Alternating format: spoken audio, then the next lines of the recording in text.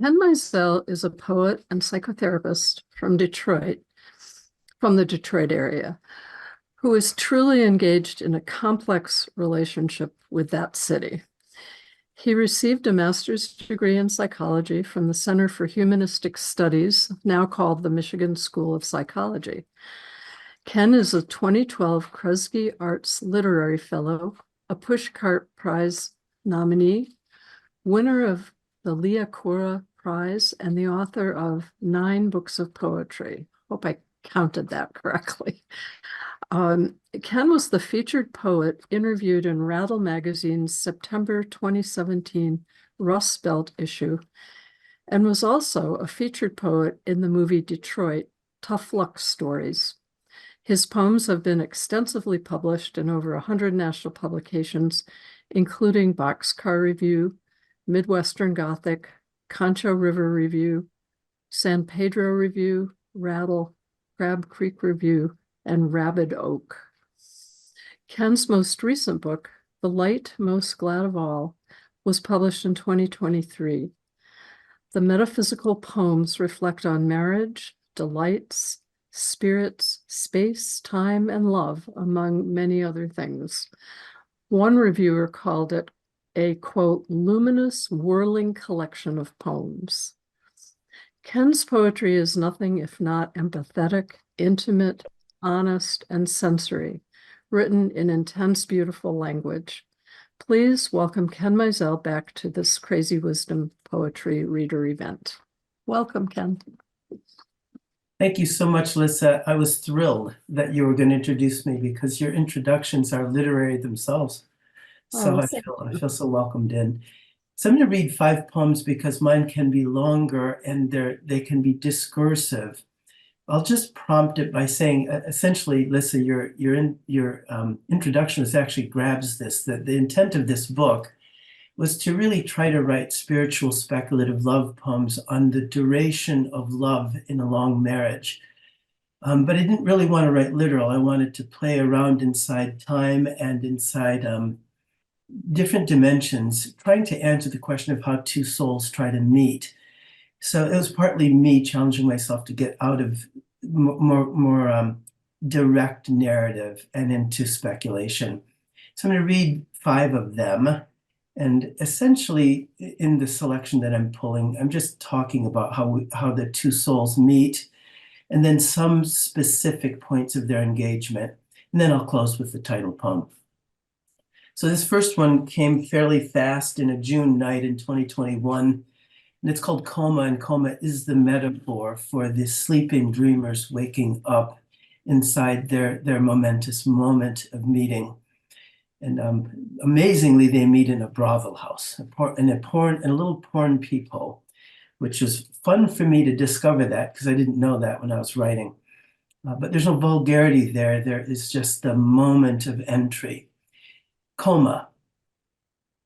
On the curtain of the old house in the corner, a fly roams upward and downward on it, like an irritation trying to find its source.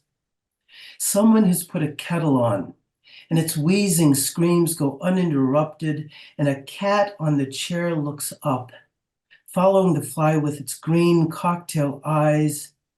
And that's just the prop in the poem to alert you to the fact that it's my old house.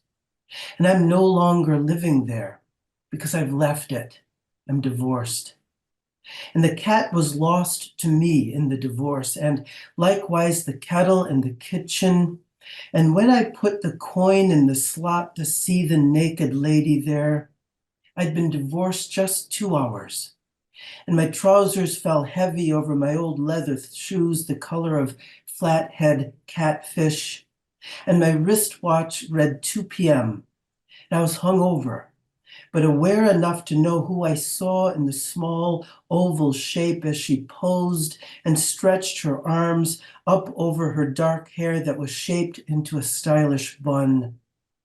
And I saw her pouring herself into a coma, and that her eyes, like a small-mouthed bass's eyes, were hysterical and full of dark water persuasion. And in those days, Dating was like going to torpid sleep, only to awaken in a brothel house, meeting a woman who resembled a fish wrapped in a shawl, with pearl earrings and eyes that called or spoke to you about what your dreams couldn't even express or crash into. And after I put another coin in the slot, I saw the special one who would bring me her collision, and she wasn't naked or in the porn business, but somehow just daubed the edge of the oval room where the other posing woman was. And this woman had eyes the color of blue ash and a smile like a forgery. And so I knew that she was the one for me. And she was what the fresh morning after refers to as holy. And I could see that she moved in a way that foreshortened time. And that before she entered the small pornographic oval, she'd spend a month of days making jewelry in the almond orchards. And some women spend a bicycle's worth of days as angels in training. They're made of a fractional rendering, and so they take their time with everything. And that's how they love within the light most glad of all, like diamond light. And isn't it like that? Then when you're transfixed by the one lady, the other right one comes along. And this was in Amsterdam years ago, not even in the city I bought a house in. And the fly on the curtain roamed up and down like childhood, and I suddenly awoke alone there. And I walked the lonely canals, looking in vain for her in the way one would troll a fish with a fishing pole.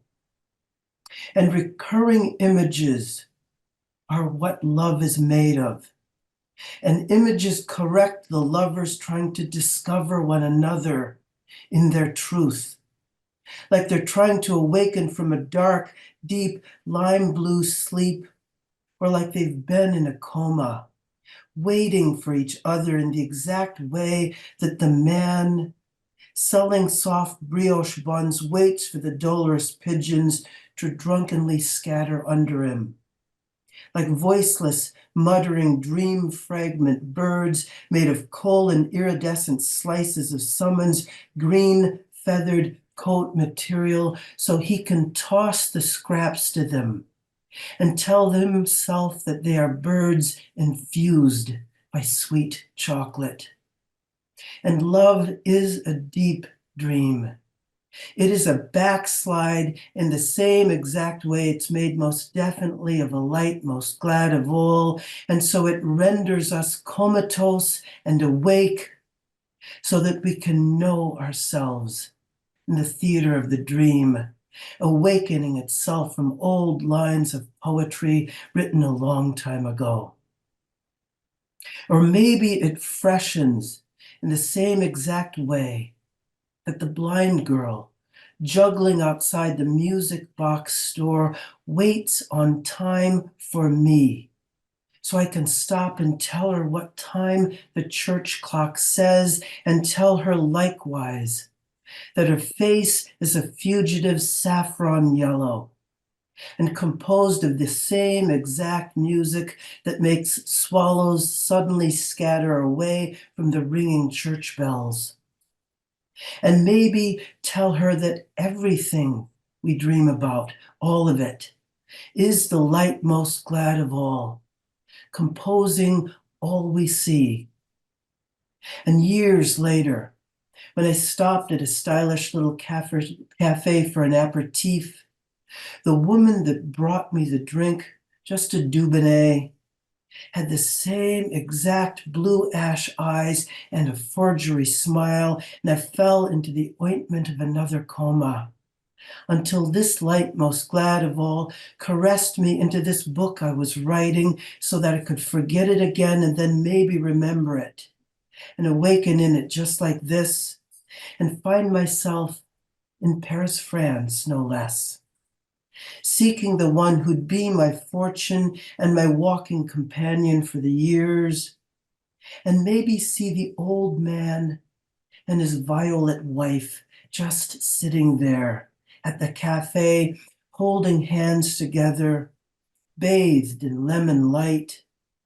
And then maybe afterwards, I could search the oval again in that pornographic little coin slot room where the ages pass over the open graves like perfumed luminescent wings, to where the woman in the almond orchards goes on her evening strolls, looking left and right through those opaque, misted flowers for someone old and young like me.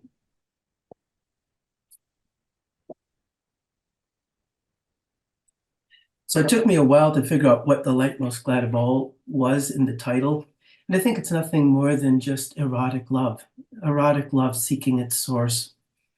So this next poem follows the one I just read in the book, and it's another way of speaking about how one soul meets the other in that fifth dimension, that other dimension. And it's called Orb, Floating in the Almond Groves. I should say something about the almond groves.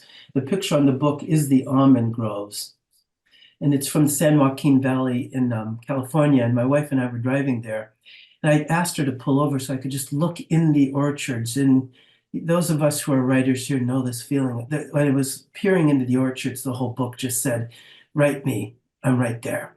And I just couldn't get away from the imagery. So I just loved the almond orchards, and it's a recurring motif in the book. Orb floating in the almond groves. Off Highway 5 in the San Joaquin Valley, I spotted a goldfinch, his yellow shoulders prideful, glorious, like poured stars. And he was singing in the almond groves. Let me whisper a secret to you. I heard the bird before I saw it. I'd been kneeling in the orchards, trying to pray.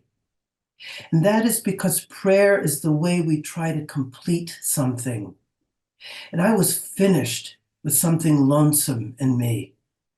But they don't tell you that in church. They tell you that prayer opens possibility, which might be true. But prayer is actually asking death to move a life aside. And when I was praying like that, I'd never been to California, much less the San Joaquin Valley. And the sadness of it all made me believe that some people are born by contradictory value and others by veneration. And I wanted that. I wanted the veneration. And I mattered so little to what my name told me about me.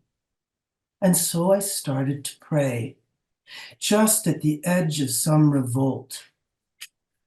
And the way the almond blossoms fell to the ground, so soft and silent, like angel fingerprints, trying one at a time to kiss the sore spots of the earth, captured me, moved me inward. And that they could smell of honey against the dry ground and love a limitlessness in them anyway, and do a duty in order to love a perfection in them, even as they dropped without the slightest prompting, made the softest turning of faith rise in me. And something let go then in me.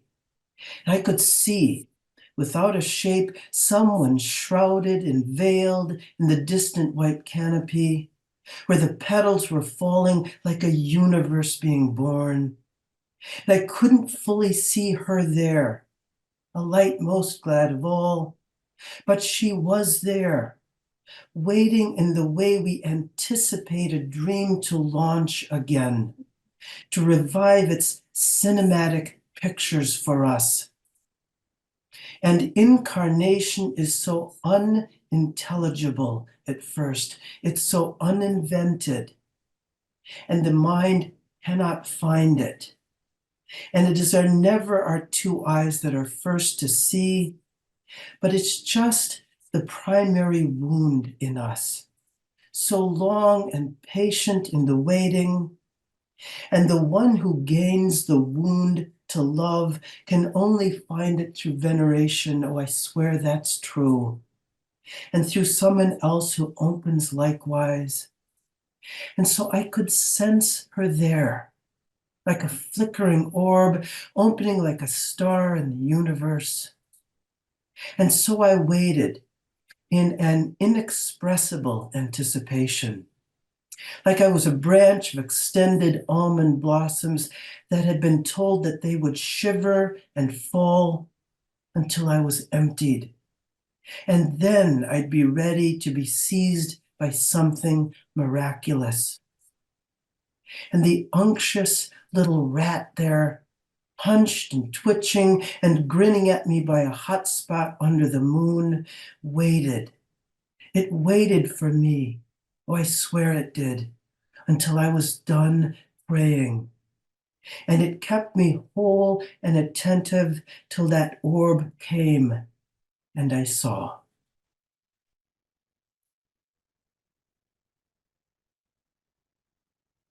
Silent clapping is sweet. Thank you. So this is probably the most concentrated poem in this book. It's kind of long, so I'll read it carefully so that you try to catch what I'm saying.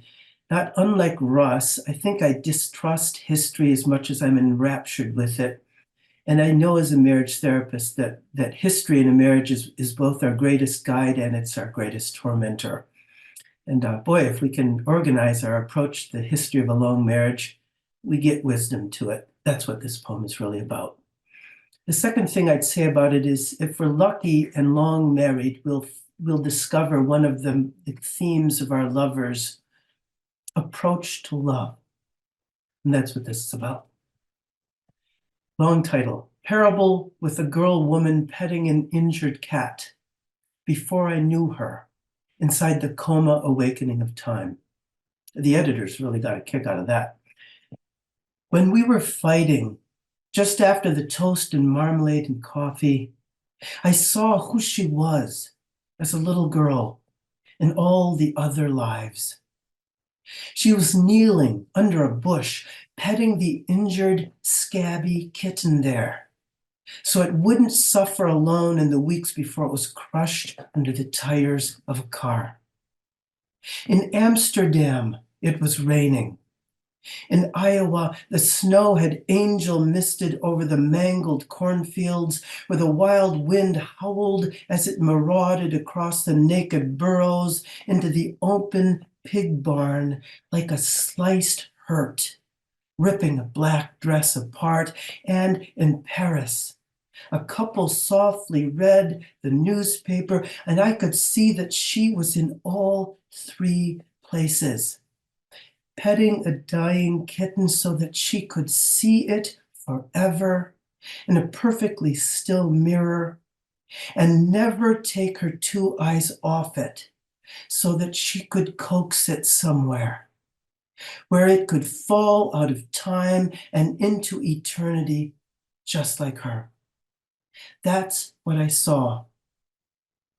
When she coaxed me to kiss her and make her real, I saw the ruined kitten, which sits underneath a cold bush inside all love. The sirens outside were wailing, and something was on fire a long time ago, and we were above it. I can't explain that anymore, but the dead kitten in every marriage is what we love. It is a coaxing, all this loving. It is a coaxing across a chasm with a kitten in it way down below us. After that, the coaxing becomes mystery. It is a faceless party card. It leads us wherever it needs us to go. Now, she isn't the hurt kitten. All of that is before us, a long time ago, before we were true. She is just the imago of the girl petting the injured kitten underneath a bush so the kitten can fall into eternity and mean something about love.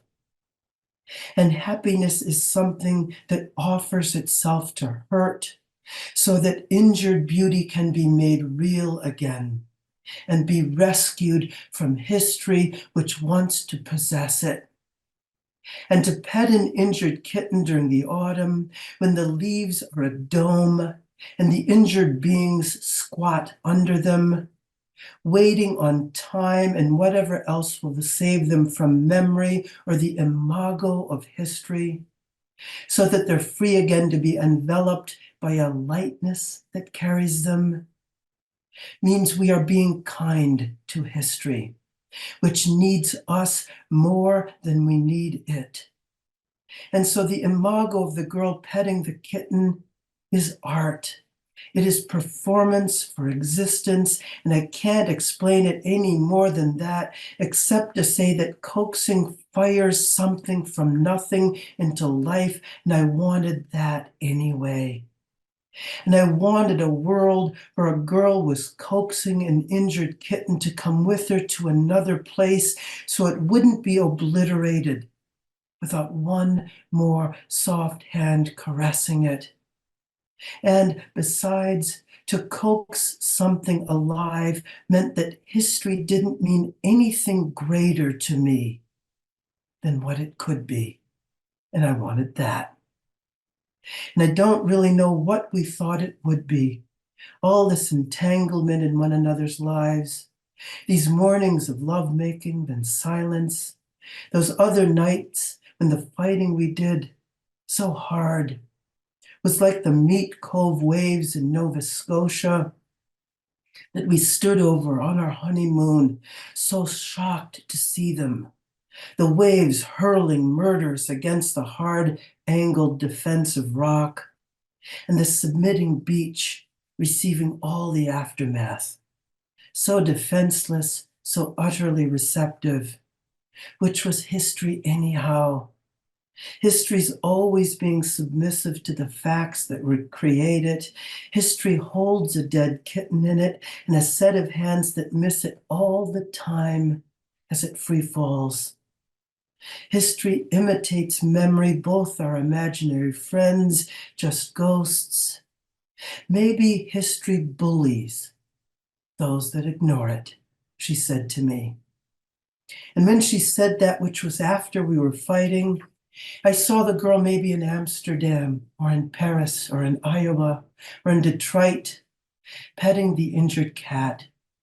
She was just kneeling there in the gray dusk, stroking the kitten's head so that it would know itself as a being with a hand on its head, being kind to it, so the universe could feel what happens when we act before history and give something to it with a kindness that's before what becomes true and sad, and it was just beginning to rain. We could hear its incessant musical humming on the roof and in the gutters, on the lawns and in the vulnerable places where little birds huddled in nests, and the raindrops were drenching and drowning the tall trees and also the Christmas lights so that everything glistened in bright mystery and beauty. And history is what we use to fool ourselves that we aren't just right here, holding one another, wanting bad for something better. History's full of stories and all the unchanged love in all that. And all these stories could crush the ignorance of who we once were if we would just let them, is what she said to me. And maybe the only remedy for an injured history is warm kindness, that coaxing of something back from where it retreated from view. Now she's undoing the buttons on her shirt. She's opening herself up so she can see the aging that she's worried about. It's winter and the figure of her body, maybe sunburned by the summer that gave over to autumn and then to winter, that was once the body of the girl in the dream, petting the injured kitten underneath a bush, is also submissive to the time that is now making it. And she isn't old or young at all. She's just figure against ground, making it all up. Even this poem is now making something up so it can coax me to remember it when I am in an airport hangar trying to catch a flight to Denver. And after a while, we train memory to recite life back to us, like it's reciting a story, a made-up story, a fairy tale, a parable with a coma and a dead kitten in it. I'm not making this lie up. History is. And after the sunburn, the red burning, there is a cooling off period that forgives, that releases the burned skin and the horror. And she drapes the cool bathrobe over her shoulders and she says to me, history never really bullies us. All it does is tell us what to be kind to when we find it there shivering like a rain-drenched kitten under a bush. All it does is that. That's it. That's all.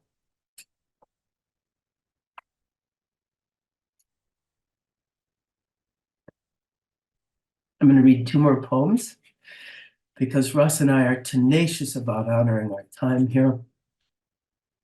This one is a poem called Delight. It has a quote from none other than Pablo Neruda. One semblance circles me, a single movement. Not unlike Russ, I like to write about the yearning in a man's heart when he is with somebody he loves. And so this is a commemoration of making love with my wife. We're at it again, in the bed, on the bed, all over the bed, rambling and rolling around in the almond orchards, where we first met and embraced one another like fireworks, like the glowing thief and ghost of something trying to leave the prison of separation and loneliness just to be paroled, like scheduled aromatic scents up into the final divine. And when I touch her in that place where the soul could be saved from being in just one identity, she throws her head backwards, her face then truer than mere appearance and ghost white now, and then suddenly reddened and overwhelmed in pleasure and quickly at the abolition of all boundary. And in response, I roll my eyes upward, trying again to see where it is she rises to, where it is she goes to when that impediment wall, that skin, is breached into heaven's language, into spirit, into substance, and back. And for a moment, I can't contain what's uprising into me still on top of her, for it is like a ghost scatter, thick with the spray of white almond petals exploding themselves upward into my whole person. And I'm the thief. And so I lapse into intoxication, into that lawless, riotous, disobedient force that finds its namelessness in me, in us. And she laughs then at me, at the criminal in me that's lost and concluding itself in her.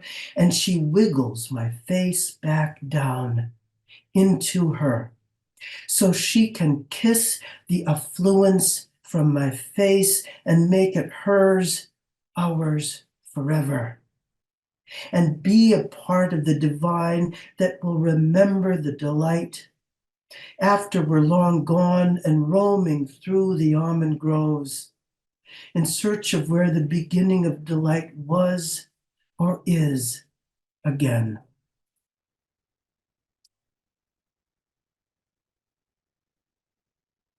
So before I read this last poem, I want to just take the time to thank sincerely Ed, David, and Lissa for holding this lovely series. It is truly one of my favorite series to read at. because it is held by people who care about literature. It's not surprising to me that many of the faces I respect and see here are writers. And so if we are reading to one another, we're enlightening one another, and it makes me feel enriched and alive. So thank you, Ed, Lisa, David, for your devotion. You've survived the pandemic, and I'm thrilled to be here again. So thank you so much. I also want to offer thanks to you, Russell, again. I would certainly consider you one of the mentors that taught me how to write. So it's a thrill to read with you. And I've been wanting to do it for freaking years. And so I'm so glad you said yes.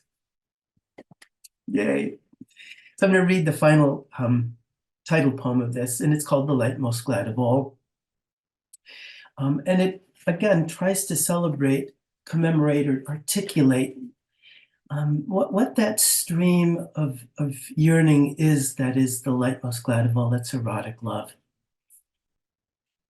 The light most glad of all. The tongue is carnival, is light of the most divine. I'm thinking this as I cross the beach at Ocracoke, the Outer Banks, South Carolina. All the spent shells hurled up, pitched by waves across the tawny sand.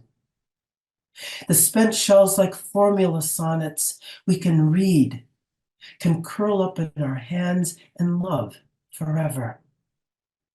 And thinking how boys seek light and girls wear it, and that boys in their light become men broken and reassembled from that light most glad of all that women and marriage keep. Betrothal being like light itself, the coupling of color and absence, or like two lemons on a shelf I once gazed at in their exact splendor from Africa. And that color is just the stock and trade of the light most glad of all, seeking itself by way of formula. That love is a trade-off of what robes it and what disrobes it also, so that nakedness is the light most glad of all. And thinking the light most glad of all is what my wife smiles when she's finding me in that old darkness. And thinking once I held her after a nightmare. This was in Paris. Odd light crossing the weary hotel walls and cockles resembling the very same shells in Ocracoke. And that as we woke up together, we cried from inside the light most glad of all. She's not who this poem is about, but lovemaking is the light most glad of all, surfing our bodies for resemblance, for that luminous afterglow, for that range of cockle shells our bodies are made of, when we lay there moonstruck by grief, by that strange tranquility that seems to shadow us like silk, when we hold one another in love, in hurt, in gratitude, in fear, in that afterwards. And that when we walked the Paris streets, we were washed by the late afternoon sunlight at a cafe where an old couple gently held hands, him wrinkled like an old newspaper, and her onion-skinned and perfumed like violet. And that Oliver Messiaen, from the light most glad of all, wove the strobe lights of the eternal as he crafted song from the light of birds, while imprisoned by German soldiers, so stiffened up by their falling away from music, from peace, and that Messiaen could feel it, their hollow ignorance, and to offer them something, he gave them streaming life, surrendering itself not to death, not to nation or to state, but in fact to that light most glad of all. Yes. And I'm thinking of that old couple in Paris, how they seemed, what? Untroubled, tranquil, as if they'd surrendered long ago to something not made of bone, but rather of lemon, like sunset, like dawn, like the way skin softly shimmers under dawn's instrument. And that as they spoke, I could see lemon light negotiating time and distance in them. That the world of the light most glad of all is well angels, merciful intercessory visitors hovering near us. That the world's tempest is the light most glad of all, stripping us of our unrest into tranquility.